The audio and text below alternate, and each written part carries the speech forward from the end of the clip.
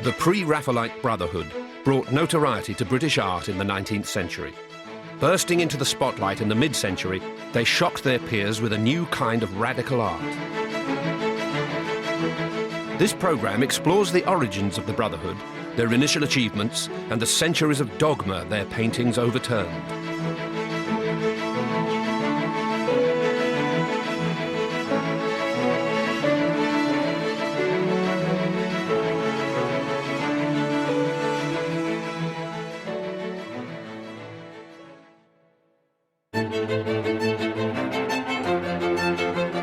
For many, the idea of pre-Raphaelite art is informed by images of luscious, long-haired women or of sentimental chocolate-box children.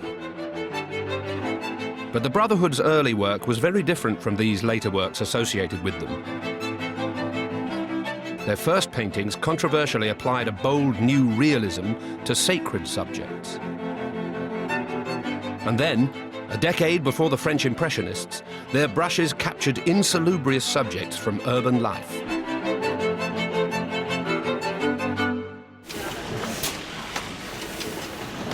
Such was the outrage that their work caused, one eminent Victorian dedicated the front page of his magazine to the venting of his disgust.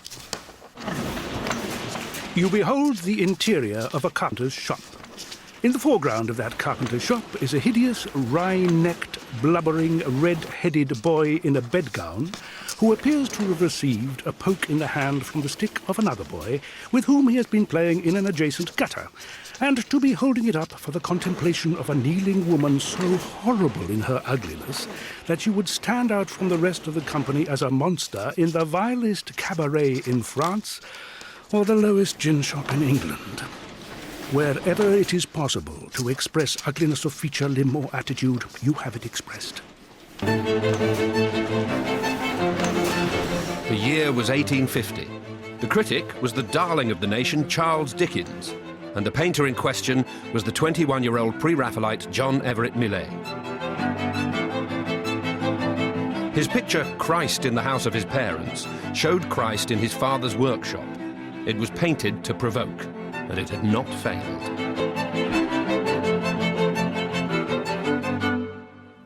They were all very young, still only about 20, and they wanted to make their mark. You know, they wanted it all. Fame, riches, girls, whatever they could get. And what they wanted was revolution. The Brotherhood was founded in 1848, when revolution of a different kind was spreading across Europe, and Karl Marx published his Communist Manifesto. Fired by the political turmoil around them, John Everett Millais and two fellow students at the prestigious Royal Academy School, William Holman Hunt, then aged 21, and Dante Gabriel Rossetti, 20, decided to overturn British art.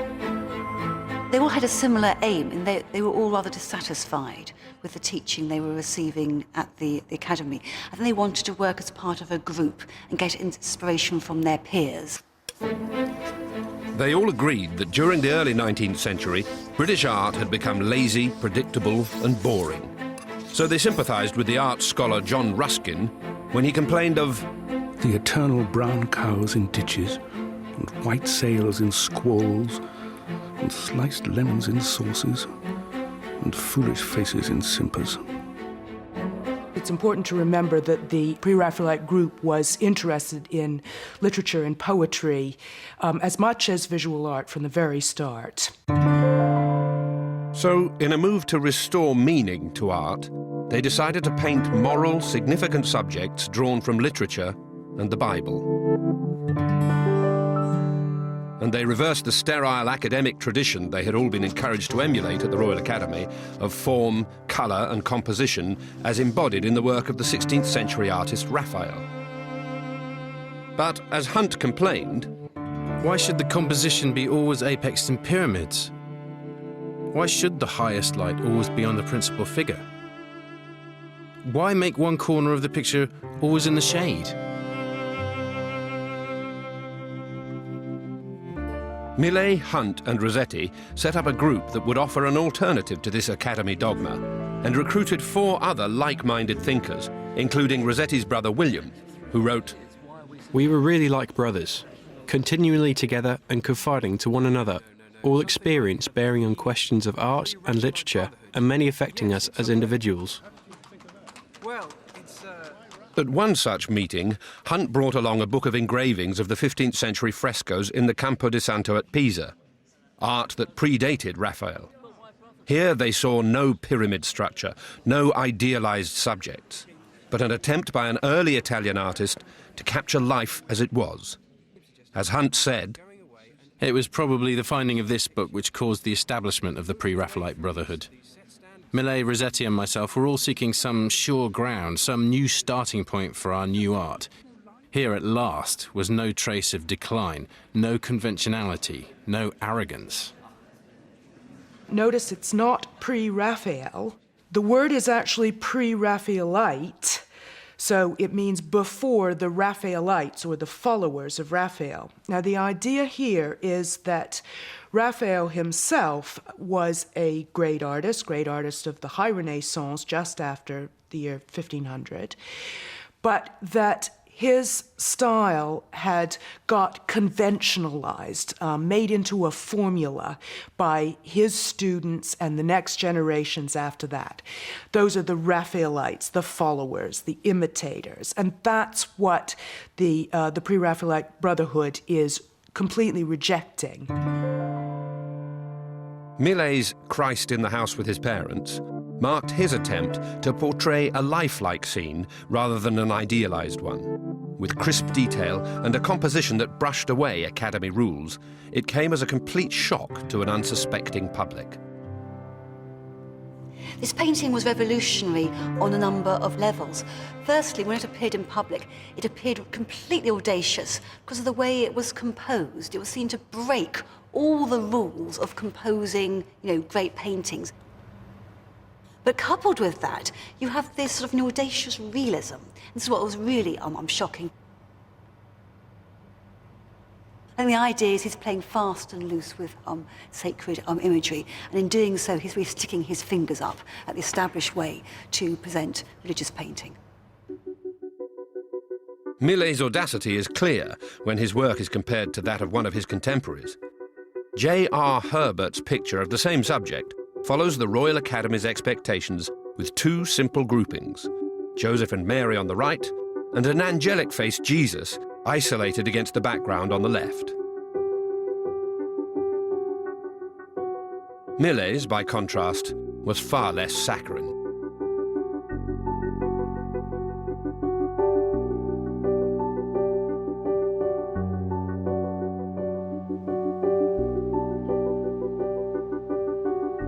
Millais was painting Christ like a street urchin. And I think what was also audacious was the attention to different body parts of the figures, rather than as in the Herbert painting, with the faces being smooth, idealised, with no wrinkles or blemishes. Here you have sort of Joseph with his sunburnt hands, his veins protruding, his broken, dirty toenails. The figure of Christ, too, you can see how his nails haven't been sort of cut.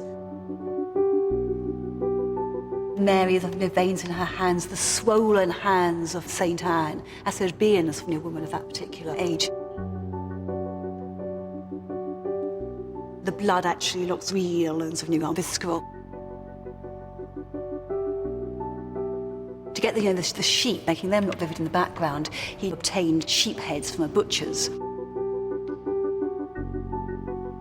So it was this real attention on all those areas you would normally edit out of a painting. The fact Millais has made a point of making them quite clear and apparent to the viewer, that was considered to be really audacious and shocking, quite blasphemous in a way. How dare you treat Jesus, or Christ, like that?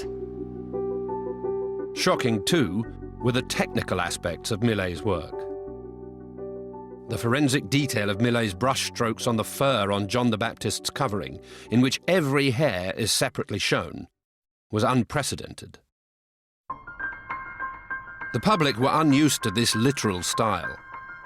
They had grown up on more painterly approaches, typified by artists such as Edward Landseer, who depicted fur, such as that on this donkey, with a uniform area of smooth brown using a large brush.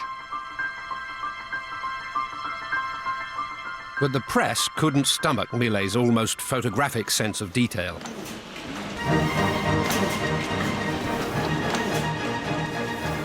The attempt to associate the Holy Family with no conceivable omission of misery, of dirt, and even disease is disgusting.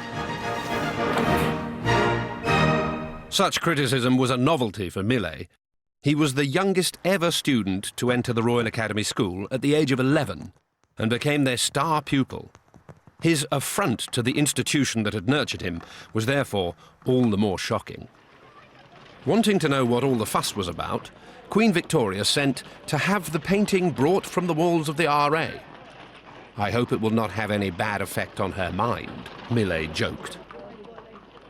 22-year-old William Holman Hunt had entered the Academy after hard graft. From a trade background, he had faced parental opposition to his decision to be an artist. But in the same year as Millais' carpenter's shop, he exhibited an equally radical painting of early Roman missionaries converting a British family to Christianity. Critics were equally damning. What had Mr. Hunt eaten for his supper when these incongruities came into his head? The British grapes have had their effect on both the missionaries, who seem to have suffered quite as much from this mistaken hospitality as from the Druids. We hope they had something better than British brandy to counteract the effect. We have lingered too long over this frantic trash. Hunt, instead of using the traditional academy space, which involves having a sort of pyramid of a people with the most important person in the middle, sort of set slightly back into the canvas, he brings everything a long way forward, like a Roman piece of relief sculpture, which makes the painting modern in that you get this incredible intimacy. You feel incredibly part of the scene. A particularly compelling figure is this young lad here who's listening at the ground for the approach of footsteps, who looks straight out of us, and we really feel like we're on a level with him. At the same time, he uses the trick of 15th century paintings of dividing space up and having little apertures with secondary scenes in them to make the contrast between the mob and family, and to suggest perhaps another stage in this missionary's life, to suggest the danger that he might be in. This is one of my favourite passages in a painting by Hunt, where the water dribbles down and stains the earth and catches the light at the end. So you'll notice that the water stains the red earth, so it begins to take the appearance of spilt blood. So we get a suggestion that this missionary will also die, he'll also become a martyr. And most interestingly, here we have the first ever appearance in a Pré-Raphaelite painting of one of their most famous models, Lizzie Siddal, who would eventually appear in many of their paintings.